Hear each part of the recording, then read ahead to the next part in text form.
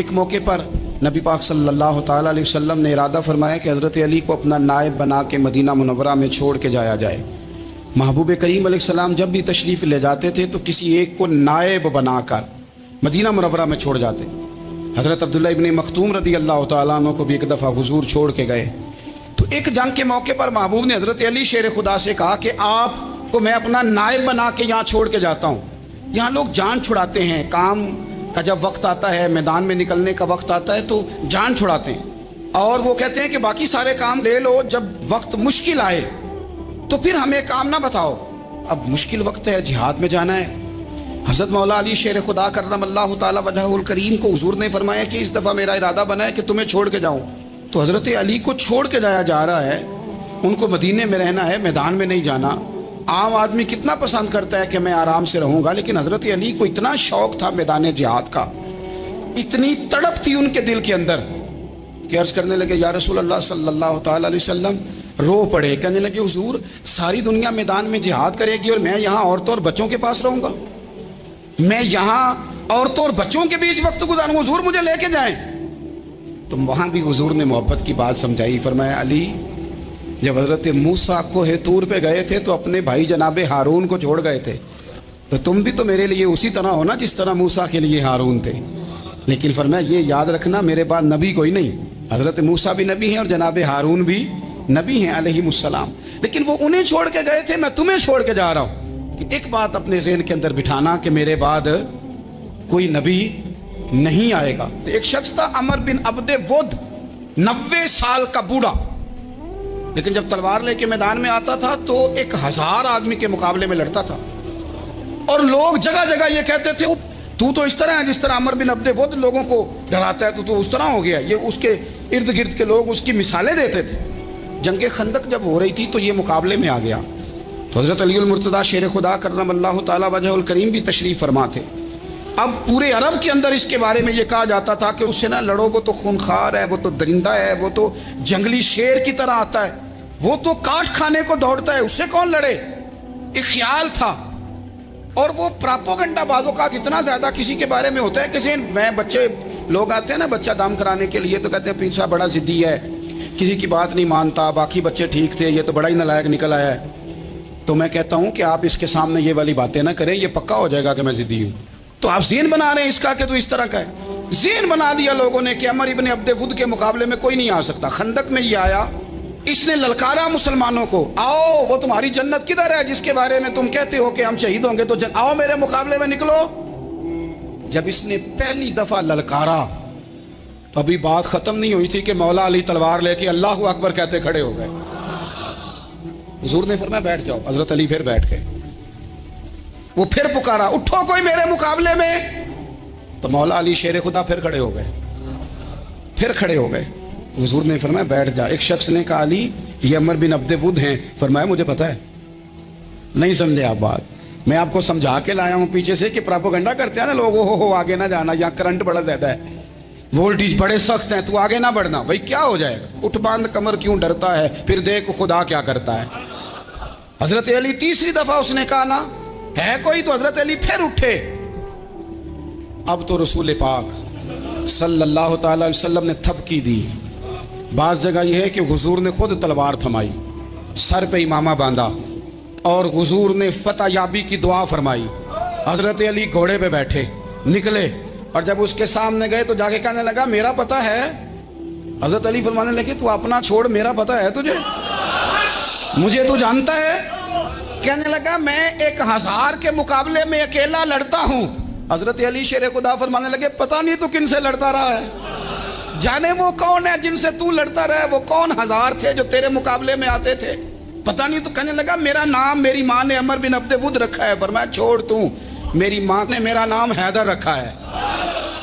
کہنے لگا تیری عمر چھوٹی ہے، کوئی بڑا لا۔ فرمانے لگے یہ تو جب پنجے میں پنجہ ملے گا تو پتہ چلے گا عمر کس کی چھوٹی ہے، ابھی تو کہانیوں سے متاثر کرنا چاہتا ہے، تو چاہتا ہے کہ تو پریشر ڈالے اور میں تیری بات سنوں، تو مقابلے میں آ، ڈینگے نہ مار، کہانیاں نہ سنا، دیواریں ہلتی رہتی ہیں اور در کانپ جاتا ہے، علی کا نام سن کے اب بھی خیبر کانپ جاتا ہے، تو مقابلے میں آ، تو باتیں بنا رہا ہے، کہانیاں سنا رہا ہے۔ وہ کہنے لگا تو بچہ ہے، میں چاہتا نہیں تیرا خون بہاؤں. تو حضرت علی کہنے لگے میں بڑے دن سے پریشان ہوں کہ کسی بے ایمان کا خون بہایا کیوں نہیں, میرا بڑا دل کر رہا ہے تیرا خون بہاؤں. اس نے بڑی زوردار ضرب لگائی, غصے میں اتنا پاگل ہوا, کیونکہ اس کے بارے میں معروف تھا کہ وحشی مزاج آدمی, اتنا سخت پاگل ہوا غصے میں کہ اس نے اپنے گھوڑے کے پیر کاٹ ڈالے. پہلے تلوار گھوڑے کو دے ماری, اس کو کاٹ کے دوڑا. یہ کیوں کرتے تھے لوگ, عرب کے لوگ اس وقت یہ کام کرتے تھے کہ ہم نے گھوڑا ہی مار ڈالا ہے تاکہ ہم بھاگ نہ سکیں. کہتے ہیں نا کشتیاں جلا دی ہیں کہ اب واپس جانے کا راستہ ہی بند ہو جائے. گھوڑے کے پیر کاٹ ڈالے کہ بھاگنا نہیں, اور بڑی زور سے اس نے ضرب لگائی حضرت علی پر. حضرت علی نے جب روکی تو وہ ڈھال ٹوٹ گئی حضرت مولا علی, اور آپ کے امامے کو اس کی تلوار بھی لگی. آپ نے فرمایا دکھا لیا تو نے زور, اب میری باری ہے. حضرت مولا علی شیر خدا کا قد بظاہر چھوٹا تھا. صحابہ کہتے ہیں ہم دور سے دیکھ رہے تھے, اللہ اکبر کہہ کے تھوڑا سا زمین سے وہ اٹھے, تھوڑا سا اٹھے, اور پھر دوبارہ نہیں انہیں تلوار چلانی پڑی. ایک ہی ضرب لگائی اور اس کے 2 ٹکڑے کر کے اسے زمین پہ پھینک دیے. تو عزیز دوست آپ یاد رکھیں گے اس بات کو کہ اپنی زندگی کے اندر مروب ہونا چھوڑ دیں. روب میں ہو, تاتاریوں نے مسلمانوں کو مروب کر لیا تھا, روب ڈال لیا تھا کہ ہم بہت بڑے لوگ ہیں. یہی آج ہمارے ساتھ بہت سارے لوگ کرتے ہیں, دلوں میں روب آ جاتا ہے, امیر رشتہ دار کا, فلانے کا, فلانے کا, پھر وہ جو مرضی کرتا ہے. تاتاریوں کی ایک بی بی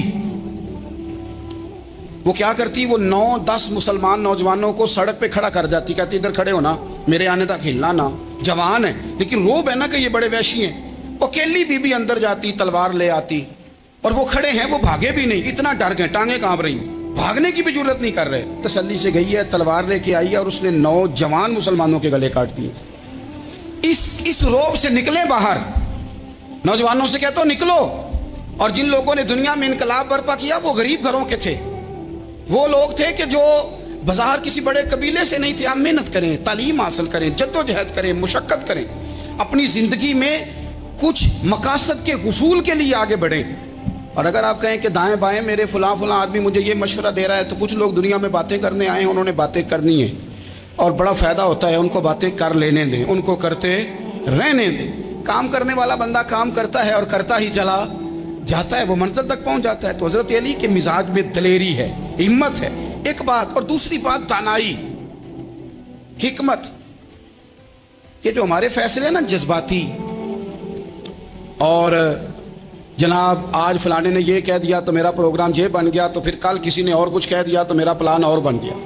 میں سب سے زیادہ ان لوگوں کے حق میں پریشان ہوتا ہوں جو سویرے کچھ اور کہتے ہیں, دوپہر کو کچھ اور کہتے ہیں, شام کو کچھ اور کہتے ہیں. بھئی آپ کا کوئی نظریہ ہونا چاہیے, کوئی ویژن ہونا چاہیے زندگی میں, آپ کے اندر کوئی حکمت اور دانائی ہونی چاہیے. اس کے لیے کیا کرنے کی ضرورت ہوتی ہے؟ اس کے لیے ضرورت ہوتی ہے کہ آپ کا ذہن ایک طرف ہو. میرے اسا فرمایا کرتے تھے زندگی میں ایک کام کر لو پر صحیح کر کے کر لو. ہم نے تو سارے کام کرنے ہیں. آج کل ہر بندہ صحافی ہے, ہر بندہ تجزیہ نگار ہے, ہر بندہ سیاستدان ہے, ہر بندہ ہی مفتی ہے, ہر بندہ ہی جناب واعظ ہے, ہر بندے کے پاس ہی کچھ مسئلے. اس کا نقصان یہ ہے کہ کسی کے پاس بھی کچھ نہیں. وہ کسی درویش نے کہا تھا کہ جب سب لیڈر ہوں تو سمجھو کوئی لیڈر نہیں, کیونکہ سارے جو لیڈر ہو گئے.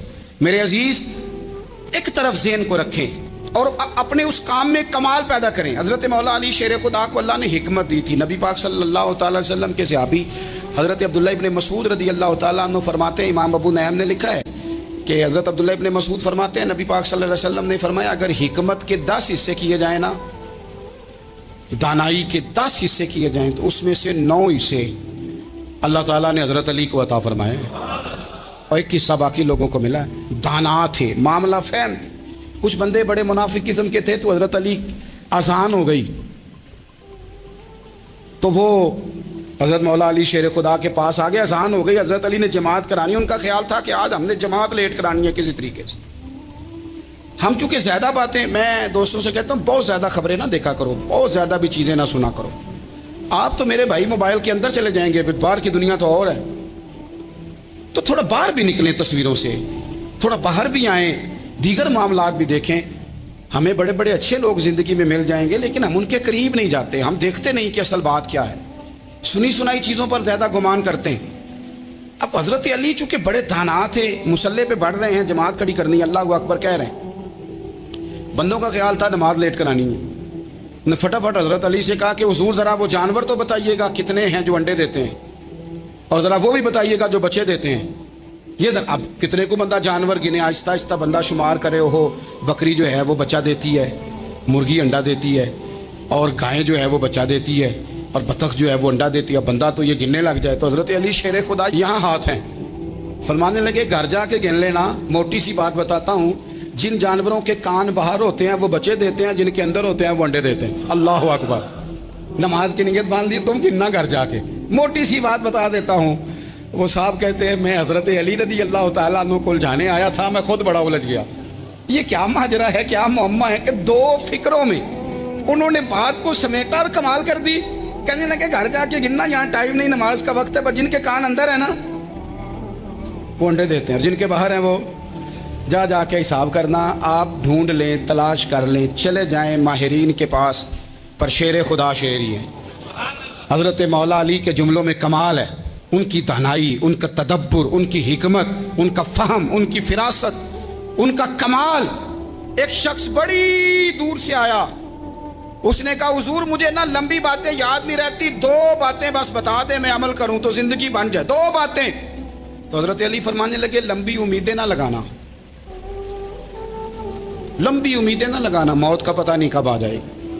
منصوبہ بندی ضرور کرنا آنے والی نسلوں کے لیے, اپنی ذات کے لیے لمبی امیدیں نہ باندھنا, یہ بھی کر لوں گا, یہ بھی کر لوں گا. ہم ریٹائر نہیں ہوتے زندگی بھر, پلان پہ پلان, پلان پہ پلان. تو اگر ہم پلان کر رہے ہوتے ہیں تو جو ہمارے نیچے ہوتے ہیں وہ ہمیں ریٹائر کرنے کا پلان کر رہے ہوتے ہیں. اولادیں تک والدین کو کمزور کرنے کے در پہ ہوتی ہیں کہ اب یہ ہٹے تو ہماری باری آئے. حضرت علی فرمانے لگے 2 کام, ایک تو لمبی امید نہ باندھنا, اور دوسرا فرمایا اپنے نفس کی خواہش کی پیروی سے بچنا. دنیا میں رسوا وہ لوگ ہو جاتے ہیں جو اپنے نفس کی خواہش کی پیروی کرتے ہیں, وہ بزدل ہو جاتے ہیں جو خواہشات نفسانی کے پیچھے بھاگتے ہیں. یہ کام نہ کرنا. امام راضی کہتے ہیں کہ سیدہ فاطمہ الزہرا رضی اللہ تعالی عنہ کے دونوں شہزادے حسنین کریمین بیمار ہو گئے, تو سیدہ نے منت مانگی کہ بچوں کو شفا ہوگی تو 3 روزے رکھوں گی. شفا ہو گئی, روزے بھی رکھ لیے. اور جب مولا علی شیر خدا روزہ رکھنے کے لیے بیدار ہوئے, سیدہ فاطمہ الزہرا بیدار ہوئی, تو امام حسن اور حسین بھی اٹھ گئے. 7-8 سال کی عمر, اماں جی ہم نے بھی رکھنا ہے. صبح کھجور اور دودھ سے روزہ رکھ لیا گیا. عین افطاری کے وقت مولا علی کہتے ہیں فاقے چل رہے تھے, کہیں سے میں جوں لایا تھوڑے سے. سیدہ فاطمہ الزہرا نے پیس کر روٹیاں پکائیں.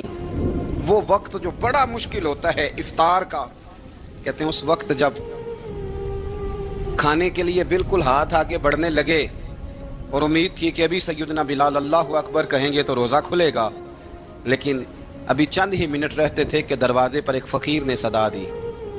کہنے لگا سارے مدینے کے دروازے کھٹکھٹا آیا ہوں, قحط ہے, فاقہ ہے, اے رسول اللہ کے خاندان والو, میں یتیم ہوں. کسی نے بتایا ہے کہ اور کوئی دروازہ کھلے نہ کھلے, سیدہ کا دروازہ تیرے لیے ضرور کھلے گا, کیا یتیم کو روٹی ملے گی؟ تو حضرت مولا علی نے بچوں کی طرف دیکھا ہی تھا کہ امام حسن ساری روٹیاں جا کے دروازے پہ دے آئے. کھجور اور پانی سے افطار ہو گیا. صبح پھر کھجور اور دودھ سے روزہ رکھا. امام راضی کہتے ہیں عین وہ وقت جب افطار کا ٹائم آیا تو پھر دروازے پہ کسی نے صدا دی, کہا اے رسول اللہ کے خاندان والوں میں مسکین ہوں, رات سے روٹی کھائی ہے, نہ صبح کھا سکا نہ دوپہر. کسی نے بتایا ہے کہ اس دروازے سے خالی کوئی نہیں جاتا. امام حسن نے پھر سارا لنگر اٹھایا اور پھر جا کے دے دیا. تیسرا دن پھر ہوا. مجھے لگتا ہے کہ جب افطار کا ٹائم آیا ہوگا نا تو یہ خود ہی سارے دروازے پہ دیکھتے ہوں گے, یہ کوئی آیا نہیں لینے والا ابھی تک. لگتا ہے کہ نظریں دروازے پہ تھیں. عین افطار کے وقت 3 روٹیاں جب جوں کی پک کے آئی تو ایک بھکاری نے صدا دی, کہنے لگا میں قیدی ہوں, آج ہی قید سے رہائی ملی ہے. پہلے دن کسی کے دروازے پہ صدا ملی ہے, دی ہے روٹی ملے گی. امام حسن وہ کھانا دے کے واپس لوٹے. کھجور اور پانی سے افطار ہوا, اور جیسے ہی مسجد نبوی میں تینوں باپ بیٹا نماز پڑھنے گئے تو مولا علی کہتے مجھے بتانا نہیں پڑا, رسول کریم نے میری طرف دیکھ کے فرمایا علی تیرا, فاطمہ کا, حسن اور حسین کا 3 دن والا عمل خدا کو بھی بڑا پسند آیا ہے اور محمد مصطفیٰ کو بھی بڑا پسند آیا, بڑا پسندیدہ عمل. میں کہتا ہوں کہ حضرت فاطمہ نے نا ان کی تربیت پہلے ہی کر دی تھی, 3 دن بغیر افطار کے روزہ رکھنے کی. وہ ٹریننگ گھر سے ہو چکی تھی. اب میدان کربلا میں 3 دن بھوکا پیاسا رہنا ان کے لیے مشکل نہیں تھا.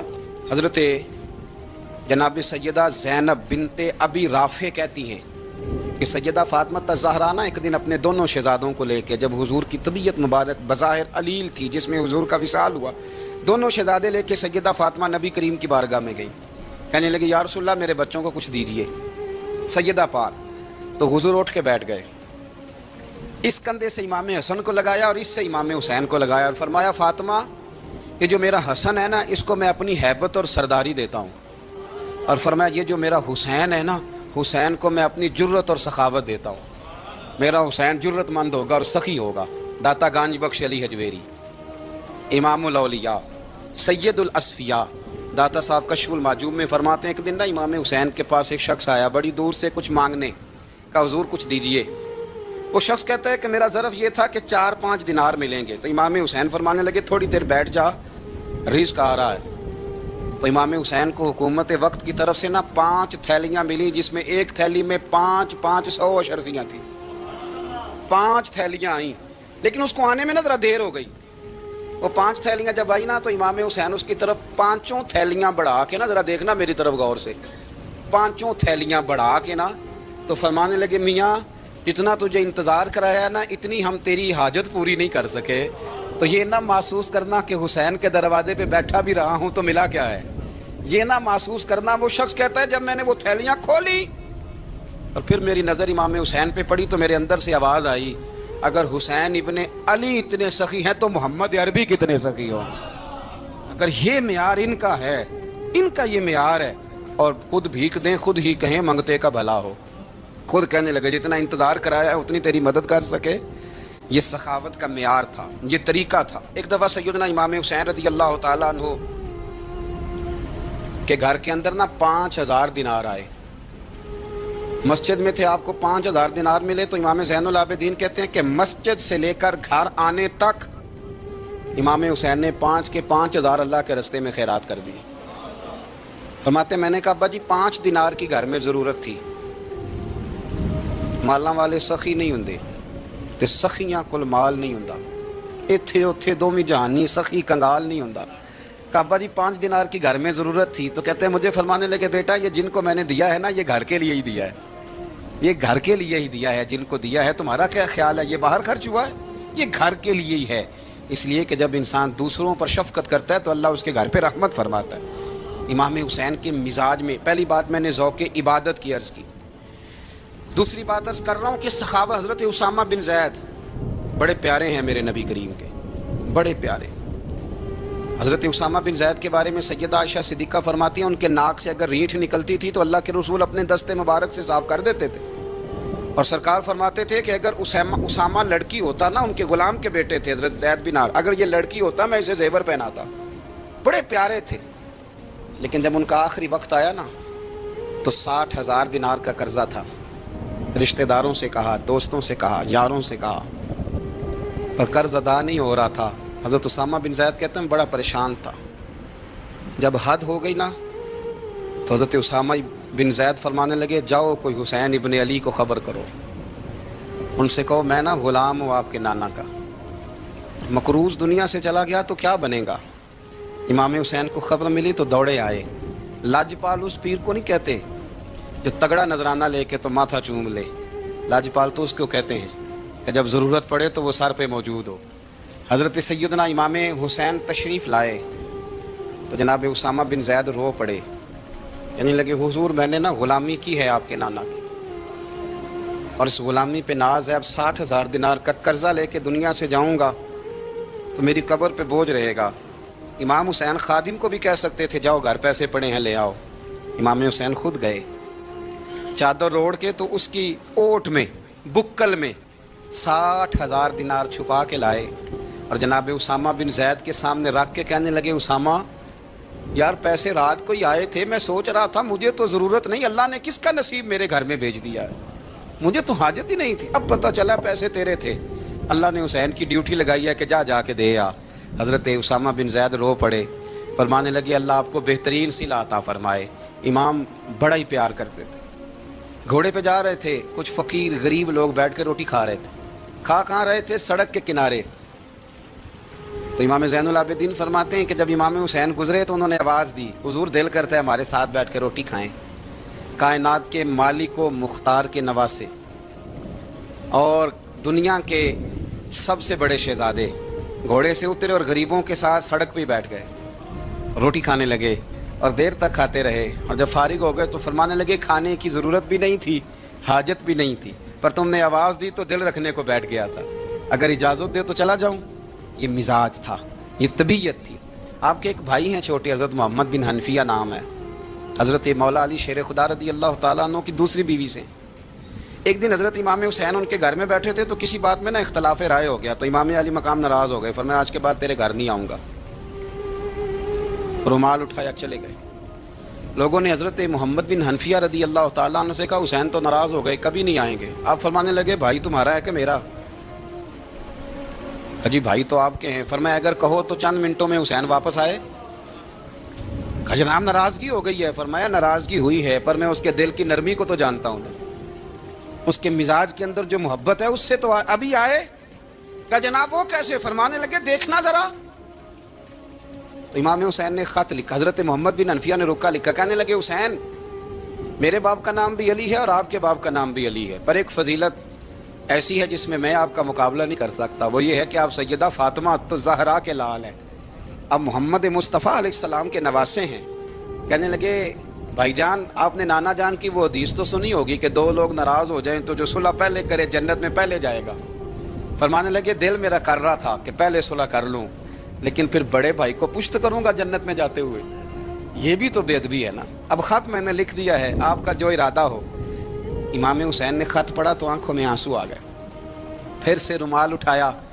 بچے پوچھنے لگے کہاں جا رہے ہیں؟ کہا بھائی کے گھر جا رہا ہوں۔ کہا آپ تو ناراض تھے؟ فرمایا تھا ناراض پر ہے تو میرا بھائی نا، ہو گئی بات ختم۔ بڑی دل میں نرمی، طبیعت میں سوز، لہجے میں گداز۔ حضرت امیر معاویہ رضی اللہ تعالیٰ عنہ نے ایک شخص کو بھیجا مدینہ منورہ شام سے، تو اس نے کہا میں نے امام حسین سے ملنا ہے، تعارف کیا ہے؟ جناب امیر معاویہ فرمانے لگے مسجد نبوی میں جانا جس کے گرد لوگ سب سے زیادہ ادب سے بیٹھے ہوں اور جس کی باتیں سب سے زیادہ میٹھی ہوں اور جس کی نظریں سب سے زیادہ جھکی ہوں اور جس کے چہرے پر تمہیں سب سے زیادہ وقار نظر آئے وہی علی کے بیٹے حسین ہوں گے۔ جو سب سے زیادہ تمہیں وہاں ماحول کے اندر جو شخص نظر آئے پوچھنے کی ضرورت نہیں پڑے گی۔ وہ شخص کہتا میں مدینے آیا تو میں نے واقعی ایک شخص کو دیکھا، شہد کے گرد مکھیوں کا اتنا ہجوم نہیں ہوتا جتنا امام حسین کے گرد رسول اللہ کے غلاموں کا ہجوم تھا، لیکن نظریں جھکی ہوئی، باتیں میٹھی، لہجہ گداز گداز، لفظوں میں رانائی، اور لوگ کئی باتیں پوچھتے تو علی کے صاحبزادے ایک آدھ جملہ بولتے تو لگتا یہ کہ وہ جملہ سیدھا دل میں اترتا چلا جاتا ہے۔ امام علی مقام کے کردار میں نہ کچھ باتیں بڑی زیادہ تھیں، بہت زیادہ تھیں، بڑا حسن تھا۔ ایک بات تو یہ تھی امام حسین رضی اللہ تعالیٰ عنہ کا علم و فضل بڑا کمال کا تھا۔ ایک دفعہ صحابہ میں مسئلہ بن گیا کہ بچہ پیدا ہوتا ہے تو اس کا وظیفہ کیسے لگانا ہے۔ امام حسین کا علم و فضل بتا رہا ہوں، علم و فضل، تو بات بڑی پیچیدہ ہو گئی۔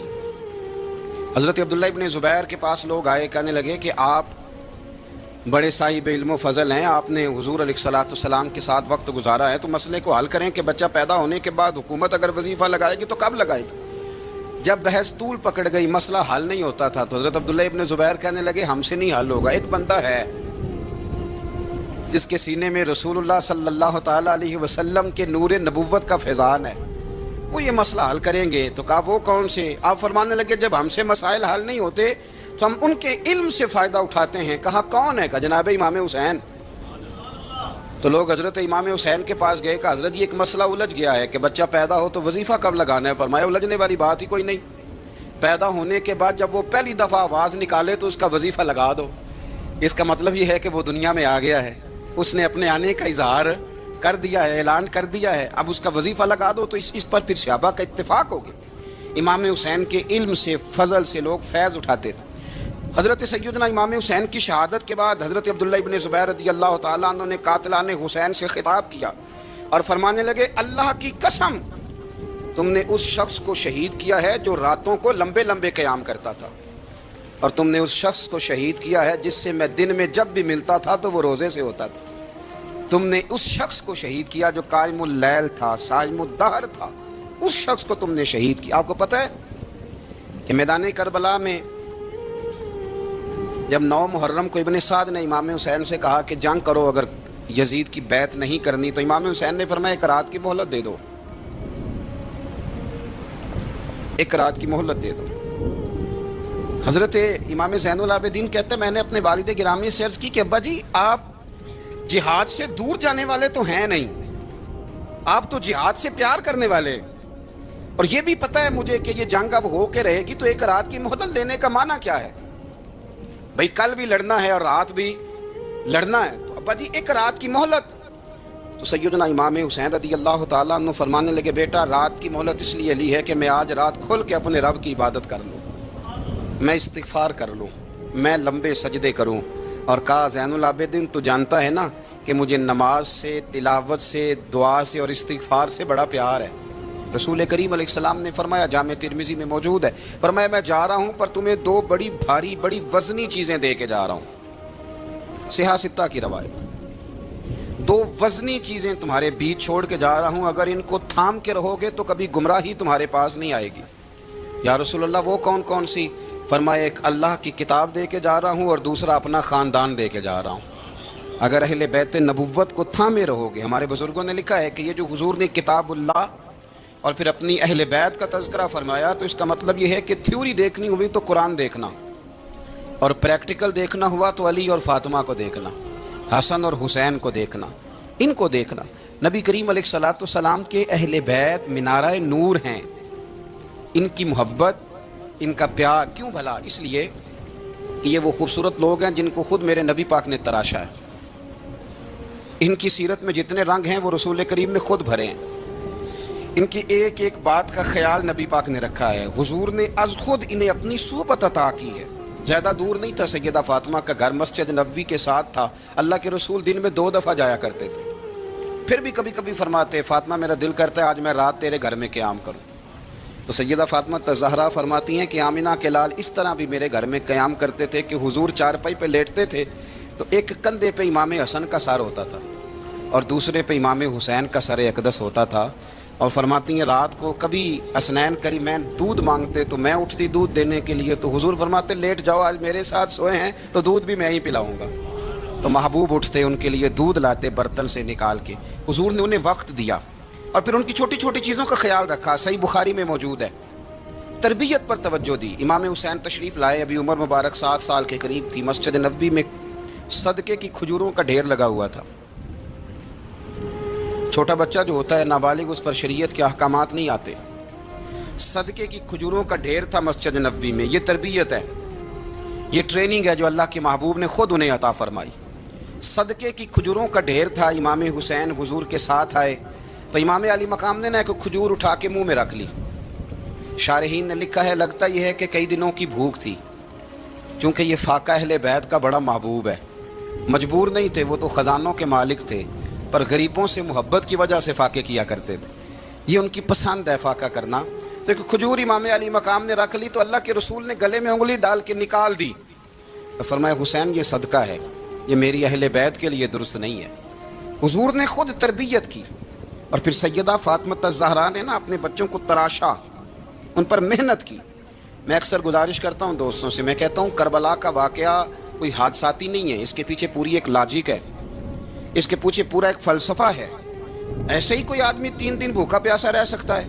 کسی آدمی کو صبح اس نے کھانا کھایا اور شام تک کھانا نہ ملے تو ٹانگیں کانپتی ہیں۔ رمضان المبارک میں عبادت کی نیت سے روزہ رکھنے والے بھی شام کو بڑے پریشان ہو جاتے ہیں، اور مسلسل 3 دن کھانا نہ کھایا جائے اور پانی نہ پیا جائے، اور حال یہ ہے کہ وہی آدمی تلوار لے کے میدان میں نکلے اور اس کی حالت یہ ہو کہ لوگ اس کے آگے دوڑنا شروع کر دیں، ہزاروں کی فوجیں تاب نہ لا سکیں۔ علی کا گھر بھی وہ گھر ہے کہ جس گھر کا ہر ایک بچہ جسے دیکھو وہی شیر خدا معلوم ہوتا ہے۔ جناب صالبہ بیٹھے تھے، فرمایا فلاں کو بلا کے لاؤ۔ جب بلانے گئے تو رستے میں عورت پہ نظر پڑی، پہلی نظر تو معاف ہے لیکن دوبارہ دیکھ بیٹھے، دوبارہ نظر پڑی تو پریشان ہو گئے، خیال آیا میں نے تو خیانت کی اپنے نبی پاک سے، حضور نے تو منع کیا یہ کام کرنے سے۔ اب واپس حضور کے پاس نہیں آئے، جنگل میں چلے گئے۔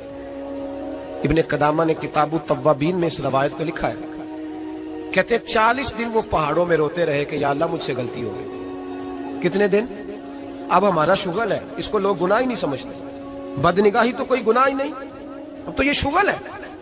اب تو ہمارے ہاں معاذ اللہ تعالیٰ سیانے بیانے بندے بیچ بیٹھے ہوتے ہیں جب یہ باتیں ہو رہی ہوتی ہیں، یہ شغل ہے ہمارا، اب تو ابا کے سامنے بچہ وال پیپر گندی تصویر کا لگایا ہوتا ہے، پر وہ کہتا ہے با عمر ہے نا جی، عمر ہے نا جی، مجھے پتہ ہی نہیں یہ کتنا گند کر رہا ہے، یہ تباہ ہو جائے گا روحانی طور پر اگر یہ گند دیکھنے میں الجھ گیا۔ تو امام شافعی کا فتویٰ ہے جس کی نظر گندی ہوتی ہے اس کا حافظہ کمزور ہوتا ہے، وہ کوئی بڑا کام نہیں کر سکتا، وہ نفسیات کا مریض ہو جاتا ہے جو گندی نظر والا آدمی ہوتا ہے۔ ہمیں پتہ ہی نہیں کہ ہمارے مسائل اصل میں ہیں کیا۔ تو 40 دن جنگل میں روتے رہے، 40 دن۔ محبوب سارا کچھ جانتے تھے پر خاموش رہے۔ حضرت جبریل امین حاضر ہوئے، عرض کی یا رسول اللہ آپ کا وہ غلام رو رہا ہے۔ رب کہتا اسے بلا لے، میں نے اس کا گناہ معاف کر دیا ہے۔ تو نبی پاک صلی اللہ علیہ وسلم نے حضرت مولا علی شیر خدا اور جناب سلمان فارسی کو بھیجا، فرمایا فلاں جگہ ہے لے آؤ۔ کہتے ہیں جب ہم گئے تو 2 پہاڑوں کے درمیان جناب سال بعد تڑپ کے رو رہے، ہمیں دیکھ کے اور روئے، کہنے لگے علی میرے بارے میں کوئی آیت تو نہیں نازل ہو گئی؟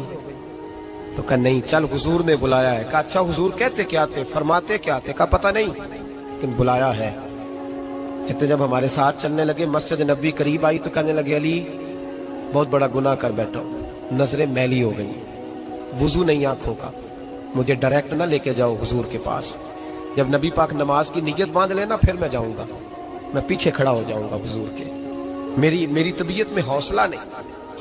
یہاں تو پتہ نہیں میں کس طرح عشق رسول کا دعویٰ کرتا ہوں ممبر پر بیٹھ کر، اور ہماری یہ میلاد آئے گا تو محفل میلاد میں اس طرح کے دعوے ہوں گے اسٹیج پر کہ الامان والحفیظ، پتہ نہیں کیا کیا لوگ کہہ دیں گے، پتہ نہیں ہم کیا ہے اور ہم کیا کہہ رہے ہیں، من آنم کے من دانم، پتہ ہی نہیں، اور کتنا بڑا دعویٰ کر دیا۔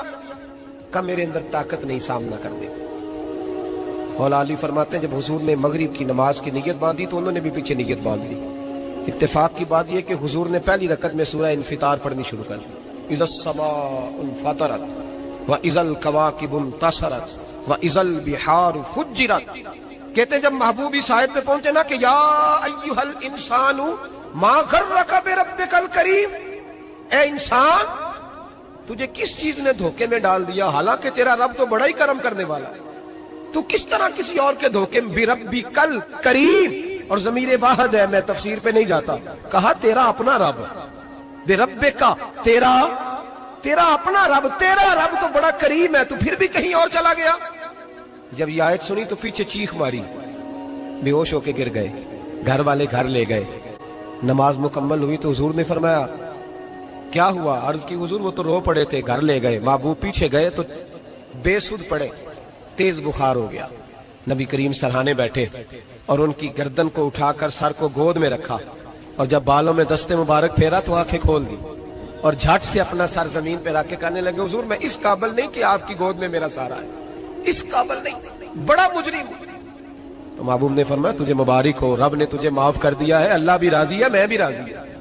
اب حضور کے قدموں کے قریب آئے تو کہنے لگے حضور آپ راضی ہیں؟ کہا راضی ہوں۔ فرمایا پھر میرے لیے دعا کریں، اللہ اسی رضا میں مجھے قبول کر لے۔ بس یہ بات ہوئی تھی، انہوں نے کلمہ پڑھا تو روح پرواز کر گئی۔ پرواز میرے بھائی احساس پیدا کر، یاد رکھیں اگر روحانی زندگی صحیح نہیں نہ ہوگی، یاد رکھ لیں کسی کا کوئی نقصان نہیں، سارے سکون سے سو جائیں گے، آپ نہیں سو پائیں گے۔ اگر آپ کے ضمیر پہ بوجھ رہیں گے نا تو سارے لوگ رمضان میں 4 قرآن پاک ختم کریں گے، آپ 10 پارے بھی نہیں پڑھ پائیں گے۔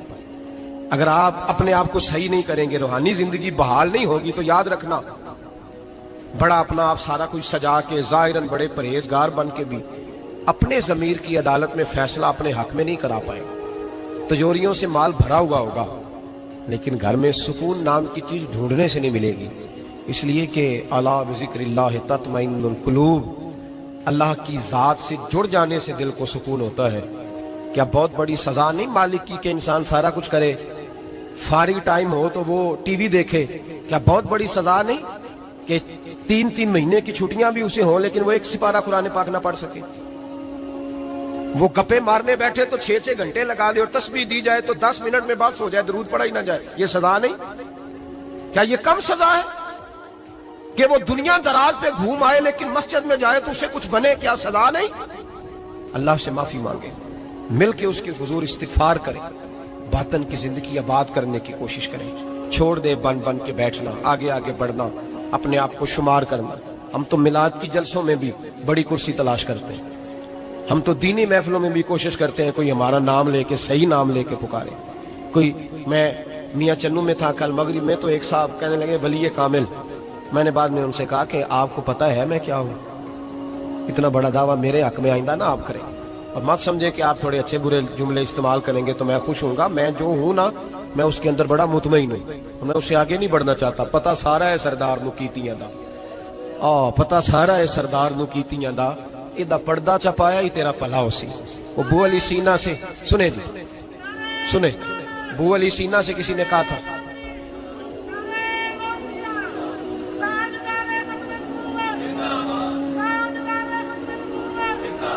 اب ان کی اس بات پر اور اس عمل پر ایک شعر سن لے میاں محمد بخش صاحب کا.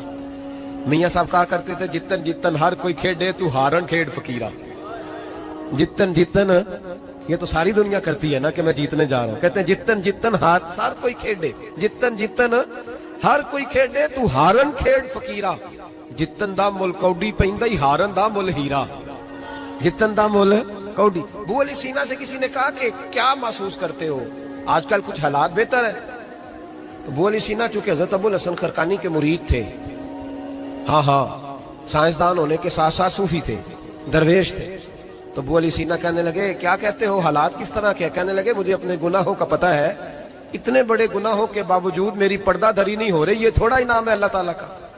اور اسی زمین پر اس کی نافرمانی کرتا ہوں، اس نے رہنے کے لیے جگہ دی ہوئی ہے، تھوڑا احسان ہے اس کا. میں صبح سے شام تک کتنی نافرمانیاں کرتا ہوں پھر بھی پیٹ بھر کے روٹی دیتا ہے، یہ تھوڑا احسان ہے. تو کہہ رہے آگے بڑھا ہے کہ نہیں، یہ بڑی بات ہے کہ اس نے زمین پہ رکھا. اعلیٰ حضرت فاضل بریلوی کے والد مولانا نقی علی خان صاحب رحمت اللہ تعالی علیہ، امام المتکلمین، ان کے حالات میں لکھا ہے ایک آدمی کو آپ نے نا جگہ دی کو 10 مرلے آپ کا پلاٹ تھا یا 5 مرلے کا. اس نے کہا حضور کچھ دنوں کے لیے چاہیے، تو آپ نے وہ جگہ ان کو دے دی. جیسے محلے دار دوست کو شادی بھی ہے، اور 10-15 دن کے بعد چابی مانگی، انہوں نے دے دی. تو کچھ درخت انہوں نے کاٹ لیے، کچھ اپنی مرضی کی ترمیم کر لی. مولانا نقی علی خان صاحب رحمت اللہ علیہ ناراض ہو گئے، فرمانے لگے میری زمین تھی، مجھ سے پوچھ تو لیتے کوئی تبدیلی کرنی، تم پتہ نہیں میری مرضی کے خلاف تم نے میرے پلاٹ پر یہ کیوں تبدیلی کی؟ یہ اس آدمی کو کہہ کے نا تو 2 منٹ گزرے تو چیخ مار کے رو پڑے. کہنے لگا حضور کیا ہوا؟ فرمانے لگے سوچتا ہوں میری 10 مرلے کی زمین پر میں نے تمہیں اپنی مرضی نہیں کرنے دی، اور میں روز اللہ کی زمین پر اپنی مرضی کرتا ہوں. روز رب کی یہ خیال آ گیا. فرمانے لگے جاؤ بھائی جاؤ، مجھ سے غلطی ہو گئی، جاؤ. یہ سوچ جب پیدا ہوتی ہے پھر بندہ روز نکھرتا ہے، پھر روز وہ غسل کرتا ہے باطن کا، پھر روز ہر جگہ سے اسے نیا سے نیا سبق ملتا ہے. بڑا بندہ وہ نہیں ہوتا جو 20-30 کاریں لے کے چلتا ہے، بڑا وہ ہوتا ہے جو کسی اور کو بڑا سمجھتا ہے. جو اپنے آپ کو چھوٹا سمجھتا ہے، میرے نبی پاک فرماتے ہیں اللہ اسے بڑائیاں عطا فرما دیتے. ترمذی میں حدیث ہے. آج کا سبق، آج کا پیغام یہ ہے کہ تزکیے کی کوشش کریں. وَإِنَّكَ لَعَلَىٰ خُلُقٍ عَظِيمٍ. خلق عظیم جو اللہ نے ہمارے نبی کو دیے اور حضور نے ہمیں عطا فرمائے، محبوب کے صدقے اس طرف جائیں. کردار میں اعلیٰ پن پیدا کر. الذی خلق الموت والحیات لیبلوکم ایکم احسن عملا. اللہ فرماتے ہیں کہ میں نے موت اور حیات اس لیے پیدا کی ہے کہ تمہارے عمل کی کوالٹی چیک کی جائے. انڈسٹری میں جب مال بنتا ہے نا تو اس کی کوالٹی چیک کی جاتی ہے، یہ عام ہے، یہ خام ہے، یہ وی آئی پی ہے، یہ وی آئی پی ہے. فرمایا الذی خلق الموت والحیات لیبلوکم ایکم احسن عملا. موت اور حیات کوالٹی دیکھنے کے لیے پیدا کی ہے کہ تم میں احسن عمل کون کرتا، اچھا عمل دیکھیں کس کا ہے. باقی اپنے آپ کو بنانے سوارنے سے تھوڑا تھوڑا بچیں، ایک قدم تھوڑا پیچھے ہٹیں اپنی ذات کے لیے، تو انشاءاللہ روحانیت کے لیے 11 قدم آپ کے آگے جائیں گے. دعا کرتا ہوں جو کچھ میں نے کہا اللہ اسے قبول فرمائے، اور جہاں ہم بھول گئے مالک ہم سے درگزر فرمائے. آمین. ہمیشہ مدحت خیر الانام میں گزرے. دعا ہے یہ عمر درود